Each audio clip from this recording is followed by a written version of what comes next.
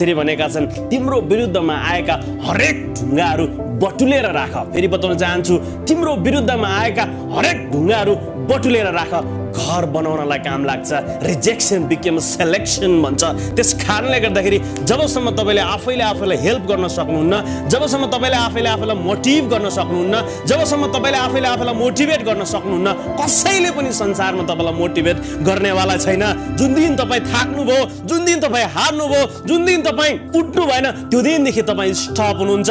कसैले पनि यो संसारमा तपाईँलाई स्टप गर्न सक्दैन। जुन दिन तपाईँले आफैले आफैलाई स्टप गर्नुहुन्छ, त्यो दिन तपाईँ स्टप हुनुहुन्छ। जुन दिन तपाईँले आफैले आफैलाई स्टप गर्नुभयो, जुन दिन तपाईँले आफैले आफैलाई रद्द गर्नुभयो, त्यो दिनदेखि तपाईँ रद्द हुन सुरु गर्नुहुनेछ।